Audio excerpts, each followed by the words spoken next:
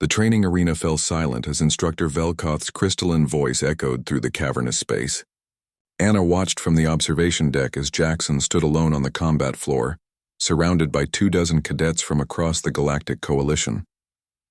The Zenthari instructor's forearms gestured dramatically, his exoskeleton gleaming under the harsh lights. "The final trial begins now," Velkoth announced. "No weapons, no armor, no technological enhancements, only what you were born with." Anna leaned forward, her fingers gripping the railing. She and Jackson had trained together for 6 months at the Coalition Academy, 2 humans among hundreds of alien species. They'd quickly learned that humanity's application to join the Galactic Coalition was viewed as somewhere between amusing and pitiable by most species. Jackson rolled his shoulders, his expression calm. Around him, the other cadets prepared themselves. A Krellian extended venomous spines from its forearms. A Thurian's skin hardened into metallic plates. A Sirene's eyes began to glow as it tapped into telekinetic abilities. Each species displayed the natural weapons and defenses that evolution had granted them over millions of years. Velkoth's gaze fixed on Jackson. "Human cadet, you understand the parameters?" "Yes, sir," Jackson replied evenly. The instructor's mandibles clicked, the Zenthari equivalent of a condescending smile. "Then you comprehend your disadvantage. Humans possess no natural armor, no venom, no enhanced strength, no psionic abilities. You have already lost." "With respect, sir," Jackson said, "you're wrong." A ripple of what might have been laughter passed through the alien cadets. Anna held her breath. "Enlighten us," Velkoth said, his tone dripping with sarcasm. Jackson tapped his temple. "I was born with this." Then he touched his chest. "And this." He looked directly at the instructor. "Humans were born with the most dangerous weapons in the galaxy, our minds and our refusal to quit." "Pretty words," Velkoth said. "Let us see if they translate to action." "Begin!" The arena erupted into chaos. The other cadets immediately targeted Jackson, assuming the weaponless human would be the easiest elimination. A Krellian lunged first, spines extended. Jackson didn't try to block or parry. Instead, he dropped low and pivoted, using the Krellian's own momentum to send it crashing into a Thurian behind him. Both went down in a tangle of limbs. Anna had seen Jackson train. She knew what the aliens didn't. Humans might lack natural weapons, but they'd spent millennia creating artificial ones. And in doing so, they'd mastered something more fundamental: leverage, physics, and the brutal efficiency of turning an opponent's strength against them. A Sirene lifted Jackson telekinetically, attempting to slam him into the arena floor, but Jackson went limp instead of fighting it, and when the impact came, he rolled with it, springing back to his feet. He grabbed a handful of the loose sand covering the arena floor and flung it into the Sirene's glowing eyes.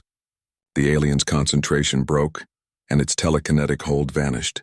"Crude," Velkoth called out. "Unsophisticated." "Effective," Anna muttered from above.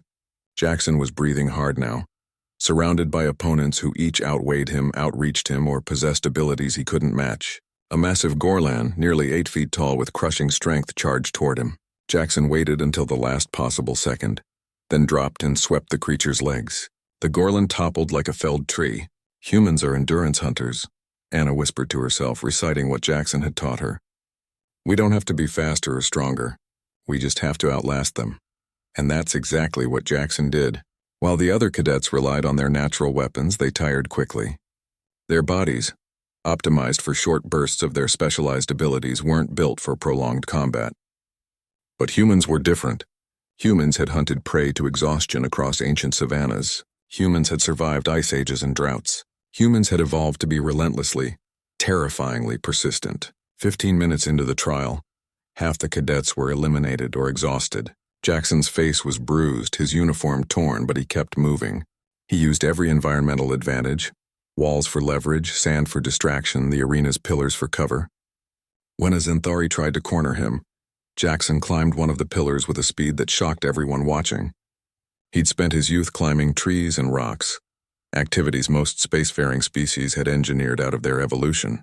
20 minutes in, only Jackson and 3 other cadets remained standing. The Zenthari cadet lunged with all 4 arms.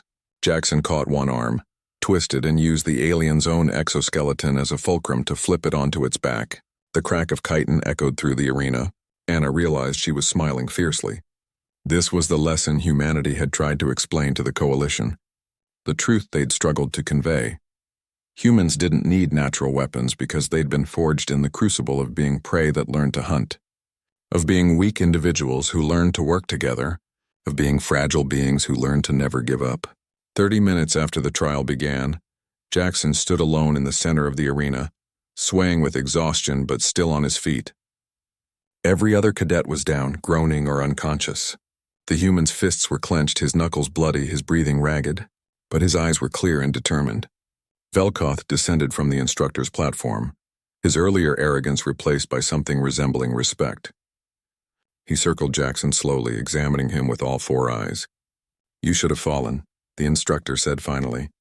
"By every logical calculation, you should have been eliminated first." Jackson straightened despite his obvious pain. "You said no weapons, sir. But you misunderstood what makes a weapon. It's not claws or venom or armor. It's the will to use what you have, no matter how inadequate it seems. Humans learned that lesson the hard way over millions of years of being the universe's favorite prey animal." "And what changed?" Velkoth asked. Jackson's smile was grim. "We decided we were tired of being prey. We didn't grow claws, so we sharpened rocks. We didn't grow thick skin, so we learned to dodge and endure. We didn't grow strong, so we learned to be smart. And most importantly, we learned that giving up was a faster death than fighting." Anna descended from the observation deck, rushing to Jackson's side as the medical team arrived. He leaned on her, exhausted but triumphant. Velkoth watched them both, his mandibles clicking thoughtfully. "Perhaps," he said slowly, "the Coalition has underestimated humanity.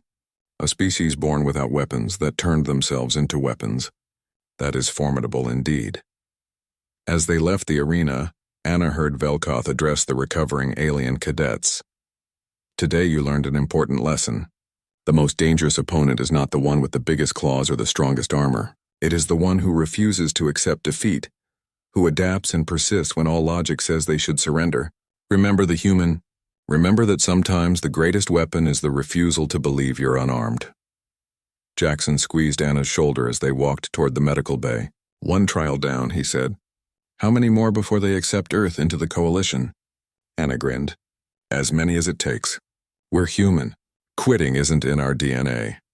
Behind them, the arena doors closed on a new understanding, that humanity's greatest strength wasn't what they were born with, but what they chose to become despite it.